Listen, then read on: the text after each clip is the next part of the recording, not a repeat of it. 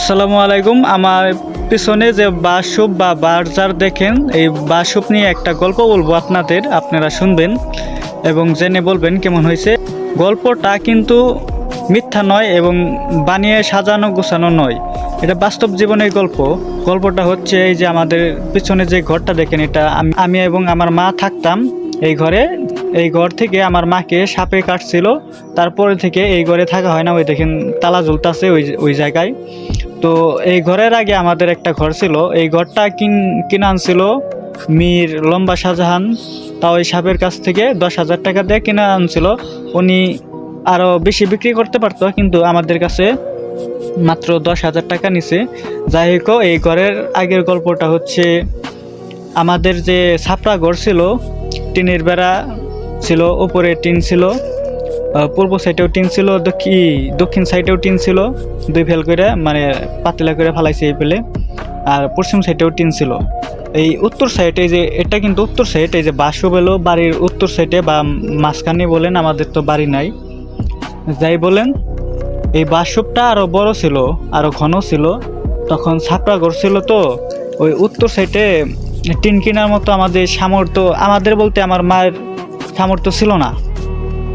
এই কারণে উত্তর সাইডে কোনো বেড়া ছিল না। বেড়া দিছে কি দিয়ে, আমাদের একটা মুসুরি ছিল, গরু মুসুরি। এই যে আমি দেখাচ্ছি, এই যে মুসুরিটা এখনো আছে, এই যে এনে ফালানি, এই যে বাস্তব জীবনের চিত্র এটা।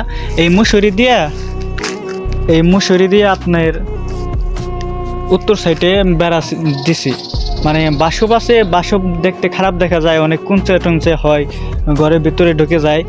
এই কারণে এই যে এখানে পরা দেখেন, ওই যে লাল কালার, ওই যে লাল, ওটা হলো মুসুরি। এই মুসুরি দিয়ে এই কারণে এই উত্তর সাইডে বেড়া দিত। তো এখন কথা হচ্ছে যে, আমি যে ওই যে কিছুদিন আগে বলছিলাম যে আমাদের আনাইতারার মধ্যে যে নেতা ফেতারা আছে, চেলাপেড়ারা আছে, কিছু কিছু নেতা, আমি কিন্তু সব নেতাদেরকে বলি নাই যে তারা আমার ধুলার সামনে, পায়ের ধুলার সামনে যেতে পারবে না।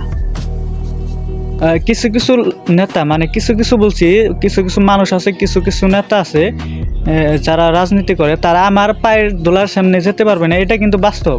কেন? তারা কিন্তু আমাদের পরিস্থিতি জানতো, এবং নির্বাচন আসলে, এখন এই কথা বলতেছে কারণ সামনে নির্বাচন হতে পারে 26 সালে, তাই এই কথাটা বলতেছে। এই নির্বাচন আসলে তারা খোঁজখবর নিত যে হ্যাঁ হ্যাঁ তোমাকে একটা কিছু করে দেব, বা একটা ঘর দিয়ে দেব সরকার থেকে, বা এমন কিছু আশ্বাস দিত, কিন্তু বাস্তবে কিন্তু পাওয়া যেত না কোনো কিছুই। বাস্তবে কোনো কিছু পাওয়া যেত না। এখন অনেকে বলবে যে ভাই, আওয়ামী লীগের আমল ছিল, আওয়ামী লীগরা সবাই স্বৈরাচার, কিন্তু এখানে একজন বিএনপির নেতা ছিল, আমি আজকে ডাইরেক্ট বলতেছি, আমাদের আনাইতারা ইউনিয়নে একজন বিএনপির নেতা ছিল। তখন কিন্তু সে ক্ষমতায় ছিল, 2009 সালের আগের ঘটনা।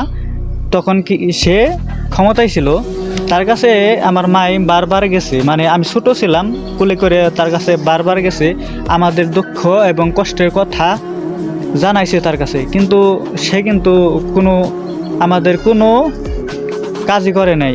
একটা অনুদান বা একটা কিছু আছে না, যে কন্ট্রোলের সেল ইউনিয়ন থেকে দেয়, বা অনেক জায়গা থেকে দেয় না, কন্ট্রোলের সেল অনেক সাহায্য করে, বা আওয়ামী লীগের নেতারাই বলেন, অনেকভাবেই কিন্তু সাহায্য করা যায় গরিব মানুষকে। তো সেই সাহায্যও কিন্তু করে নাই। এই কারণে আমি বয়সটা দিয়েছিলাম যে কিছু কিছু নেতা আছে, আমি যদি রাজনীতি করি, আমি ভালো মানুষের কাছ থেকে ভালোবাসা অর্জন করতে পারবো, এবং ওই কিছু কিছু নেতা আছে আমার পায়ের ধুলায় সমানও যেতে পারবে না। এখানে বিএনপির একটা নেতা আছে, এখন আপনারা আমাকে যা বলেন, খারাপ বলেন ভালো বলেন, আমি ওরা মারেন, ধরেন, কাটেন, তাতে আমার সমস্যা নাই। যেটা আমার জীবনে ঘটনা, ওইটা আমি বললাম।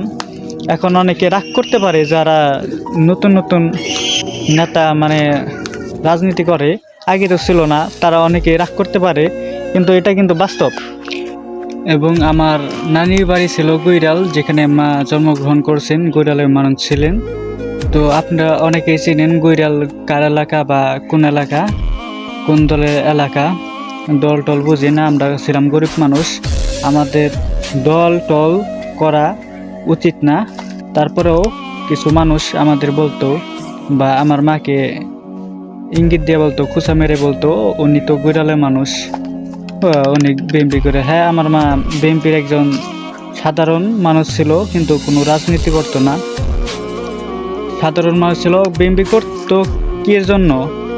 গুইরালের একজন এমপি আছে, আপনারা জানেন, সাবেক দুইবারের নির্বাচিত এমপি, দুইবার সফলভাবে নির্বাচিত হয়ে এমপি ছিলেন। আপনারা ভালো জানেন আমার থেকে, আমি এত কিছু জানি না, রাজনীতি করি না। তো এই কারণে মানে আমার যখন আওয়ামী লীগ ক্ষমতায় ছিল তখন এত অনুদান পায় নাই, শুধু গুইরালের মানুষ ছিল বলে। আর হ্যাঁ, সবসময় মানুষ বলতো যে গুইরাল পুষ্টকামড়ির মানুষ পাজি। আমার মাকে এই কথা বলে খোঁটা দিত। আমি যে ভিডিওটা করলাম আপনারা জানি না কে কোনভাবে নেবেন, কিন্তু এটা আমার বাস্তব জীবনের কিছু হইলেও ঘটনা, হয়তো পুরাটুকু মিল করে বলতে পারলাম না।